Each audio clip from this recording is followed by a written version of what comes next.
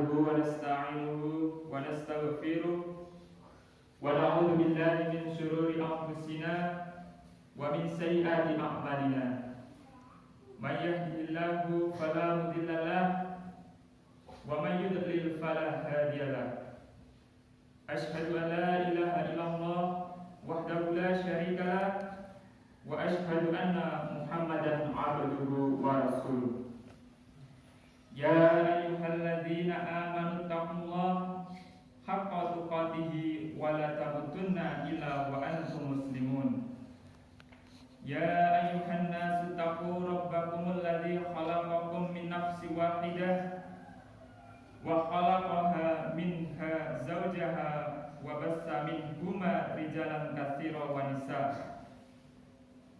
Wattaqullaha alladzi tasaaluna bihi wal arhama innallaha kana 'alaikum raqiba. Ya ayyuhalladzina amanu taqullaha wa qulu qawlan sadida yuslih lakum a'malakum wa yaghfir lakum dzunubakum wa may yuti'illaha wa rasulahu faqad faza fawzan 'azima. Amma ba'du. Kaum muslimin jamaah salat Idul Adha yang dirahmati Allah, pada kesempatan pagi hari ini terutama marilah kita berucap syukur kehadirat Allah Subhanahu wa taala atas segala nikmat yang diberikan kepada kita, sehingga pada kesempatan pagi hari ini kita dapat berkumpul di Masjid Baitul Hikmah ini untuk melaksanakan rangkaian salat Idul Adha dalam keadaan yang insya Allah sehat, tidak ada halangan satu apapun. Salawat serta salam tidak lupa marilah kita curah limpahkan kepada uswatun hasanah kita Nabi Muhammad sallallahu alaihi wasallam. Semoga dengan senantiasa kita bersolawat kepada beliau, kelak yaumul kiamat kita akan mendapat syafaat darinya. Amin. Pada kesempatan pagi hari ini tidak lupa marilah kita senantiasa meningkatkan ketakwaan kita kepada Allah Subhanahu wa taala dengan senantiasa melaksanakan apa yang menjadi perintahnya dan menjauhi apa yang menjadi larangannya. Allahu akbar, Allahu akbar, Allahu akbar walillahil hamd. Hari ini kita sudah memasuki bulan Dzulhijjah, sebuah bulan di antara 4 bulan yang dimuliakan, di mana pahala amalan dilipat gandakan. Pada bulan ini terdapat beberapa waktu dan amalan yang diberikan keutamaan oleh Allah Subhanahu wa taala. Oleh karena itu, sudah seharusnya setiap muslim mampu memanfaatkannya dengan melakukan amalan sesuai dengan kemampuan masing-masing. Pada bulan Dzulhijjah terdapat hari-hari yang dimuliakan, yaitu 10 hari pertama bulan Dzulhijjah. Amalan kebaikan di hari-hari ini sangat diutamakan, hingga Rasulullah SAW menyebutnya lebih utama daripada jihad di jalan Allah. Rasulullah SAW bersabda dari Ibnu Abbas bahwasanya Nabi Muhammad SAW menyampaikan, tidaklah ada amalan yang lebih utama dari amalan pada hari-hari ini, yaitu 10 hari pertama bulan Dzulhijjah. Para sahabat bertanya, termasuk jihad? Kemudian Rasulullah bersabda, termasuk jihad, kecuali seseorang yang keluar untuk berjuang dengan harta dan jiwanya, dan ia tidak pulang dengan sesuatu apapun. Hadis riwayat Bukhari. Maka barang siapa yang mampu memperbanyak amalan-amalan kebaikan, hendaknya dia melakukannya, baik berupa sholat sunnah, puasa, infak, sedekah, serta amalan-amalan yang lainnya. Pada bulan Dzulhijjah terdapat ibadah haji yang merupakan rukun kelima agama Islam. Tidaklah ada balasan bagi seseorang yang mendapatkan haji yang mabrur kecuali surga. Dari Abu Hurairah, ia berkata bahwa Rasulullah SAW bersabda, haji yang mabrur tidak ada balasannya untuknya kecuali surga. Hadis riwayat Ahmad. Bagi mereka yang tidak mampu melaksanakan ibadah haji, Allah Subhanahu wa taala mensyariatkan sebuah amalan yang sangat mulia yang mampu menghapuskan dosa 2 tahun, yaitu puasa Arafah pada tanggal 9 Zulhijjah. Pada hari Arafah, aku mengharapkan kepada Allah agar dengannya Allah Subhanahu wa Ta'ala mengampuni dosa setahun sebelumnya dan setahun sesudahnya. Hadis riwayat Muslim. Dan yang terakhir, terdapat suatu hari di bulan Zulhijjah yang merangkum beberapa amalan yang utama, yaitu hari raya Idul Adha pada tanggal 10 Zulhijjah. Pada hari tersebut terkumpul beberapa amalan mulia, yaitu sholat Idul Adha, menyembelih hewan kurban, sedekah dan silaturahim. Rasulullah Shallallahu Alaihi Wasallam menyebut hari tersebut dan hari sesudahnya sebagai hari paling mulia di dunia. Dari Abdullah bin Qurt, dari Nabi Shallallahu Alaihi Wasallam bersabda, sesungguhnya hari yang paling agung di sisi Allah Subhanahu wa Ta'ala adalah hari Nahr, yaitu hari raya Idul Adha dan hari sesudahnya. Hadis riwayat Abu Dawud. Allahu Akbar, walillahil hamd. Ibadah kurban adalah suatu ibadah yang mempunyai kedudukan yang tinggi dalam Islam.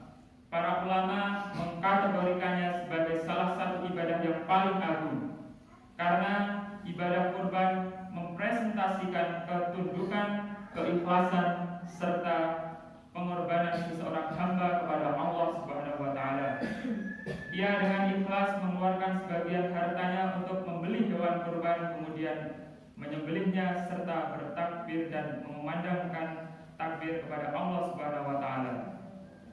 Sesudahnya ia membagikan dan bersedekah dengan daging hewan kurban tersebut pada orang-orang yang kekurangan, serta memberikan hadiah kepada saudara dan tetangga untuk mempererat ikatan silaturahim. Oleh karena itu, Allah Subhanahu wa Ta'ala menyebut sholat dan menyembelih hewan kurban sebagai ibadah yang menjadi pembeda antara yang hak dan yang batil, antara iman dan kufur, serta antara tauhid dan kemusyrikan. Allah Subhanahu wa Ta'ala berfirman, A'udzu billahi minasyaitonir rajim. Qul inna sholati wa nusuki wa mahyaya wa mamati lillahi rabbil alamin. La syarika lahu wa bidzalika umirtu wa anna awwalul muslimin.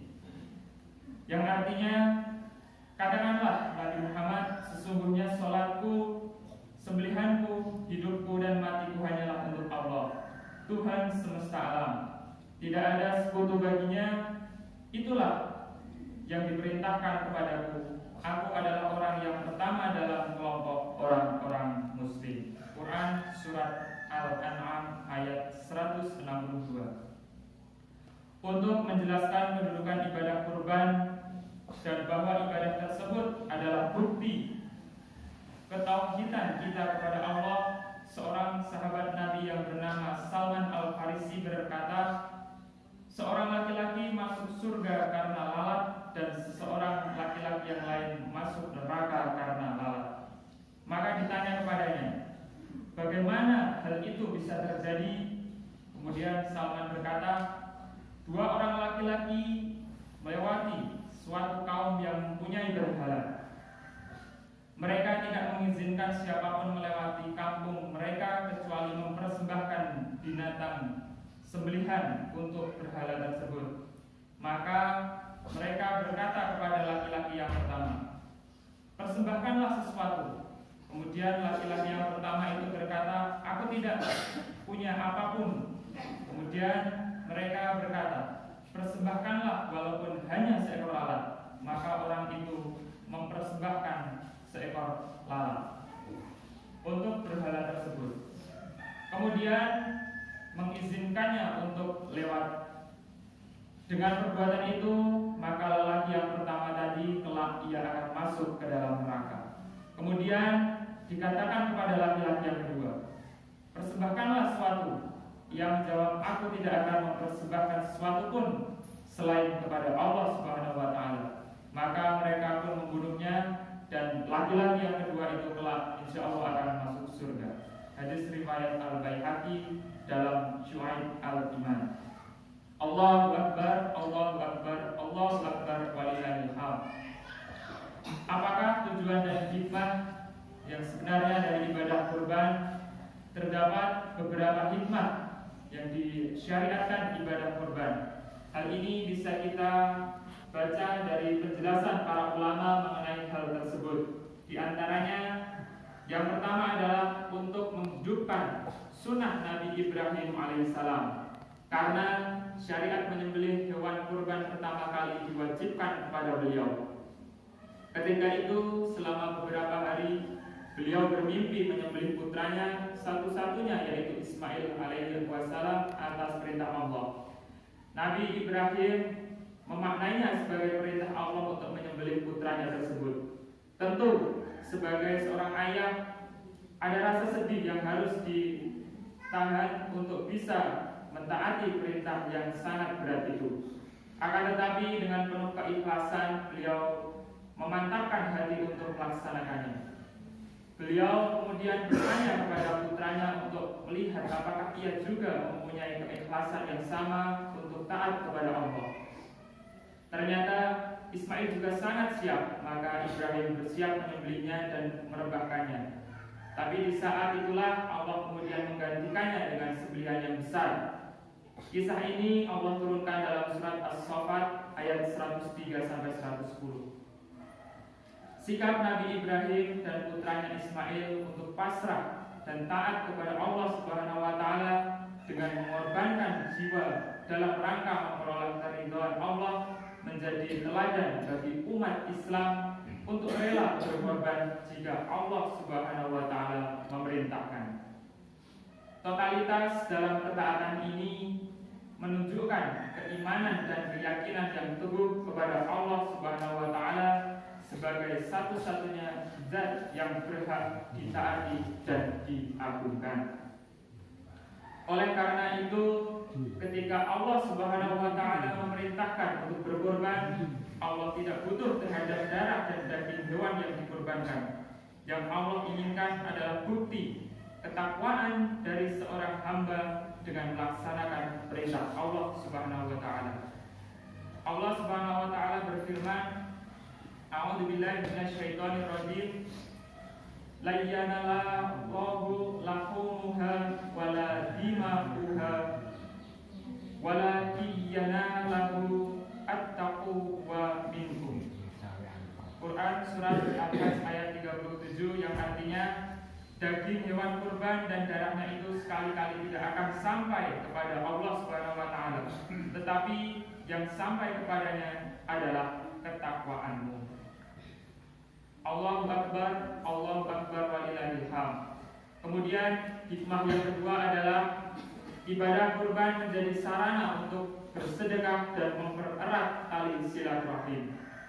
Rasulullah Shallallahu Alaihi Wasallam mengajarkan agar daging binatang kurban dibagi-bagikan kepada fakir miskin, tetangga, dan sanak saudara.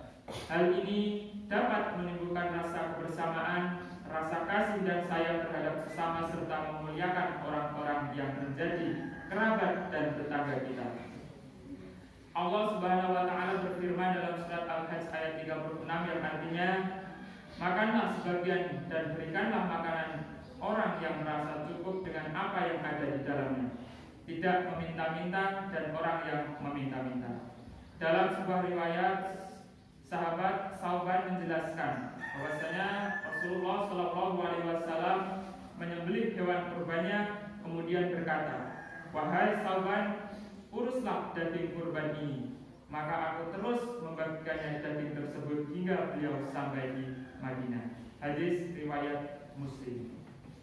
Kemudian hikmah yang ketiga atau yang terakhir adalah ibadah kurban merupakan bentuk kesyukuran kita kepada Allah Subhanahu wa taala atas berbagai nikmat yang senantiasa Ia limpahkan kepada kita. Oleh karena itu, kurban disyariatkan kepada mereka yang Allah Subhanahu wa taala lapangkan rezekinya dan mempunyai kemampuan. Nikmat yang Allah Subhanahu wa taala begitu banyak sudah selayaknya kita syukuri. di antaranya dengan mengeluarkan sebagian harta untuk membeli hewan kurban dan membagikan daging kepada fakir miskin dan tetangga. Allahu Akbar, Allahu Akbar, Allahu Akbar walillahil hamd. Demikianlah beberapa penjelasan mengenai keutamaan dan hikmah ibadah kurban. Semoga Allah Subhanahu wa taala senantiasa melapangkan rezeki kepada kita semuanya sehingga kita bisa senantiasa berkurban untuk mentaati apa yang menjadi perintah Allah Subhanahu wa taala dan kita termasuk orang-orang yang bertakwa. Amin amin ya rabbal alamin. Allahu Akbar, Allahu Akbar, Allahu Akbar, Allahu Akbar, Allahu Akbar, Allahu Akbar, Allahu Akbar, Allahu Akbar, Allahu Akbar, La ilaha illallah, wallahu akbar, Allahu Akbar, walillahil hamd. Alhamdulillah, alhamdulillahirabbil alamin, wa bihi nasta'inu ala umuri dunya waddin.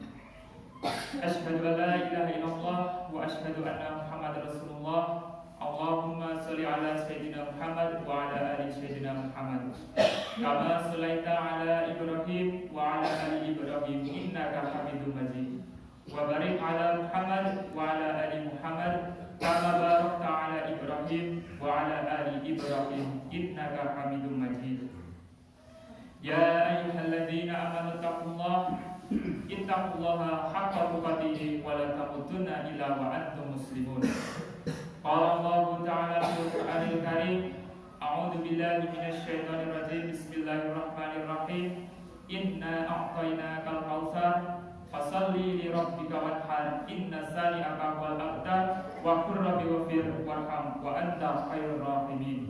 Allahumma waghfir lil mu'minina wal mu'minat wal muslimina wal muslimat al ahya minhum wal amwat innahu kulli syai'in qadir. Rabbana zalamna anfusana wa illam taghfir lana wa tarhamna lanakunanna minal khasirin. Rabbana la tuzigh qulubana ba'da idh hadaitana wa hab lana min ladunka rahmah innaka antal wahhab. Allahumma inna nas'aluka salamatan fid din wa afiyatan fil jasadi wa ziyadatan fil ilmi wa barakatan fil rizqi wa tawbatan qabla al maut wa rahmatan 'indal maut wa maghfiratan ba'dal maut. Allahumma hawwin 'alaina fi syakaratil maut wa najata minan nar wal 'afwa 'indal hisab. Rabbana atina fid dunya hasanah wa fil akhirati hasanah wa qina 'adzabannar. Subhana rabbika rabbil 'izzati 'amma yasifun wassalamun 'alal mursalin walhamdulillahi rabbil alamin. Assalamualaikum warahmatullahi wabarakatuh.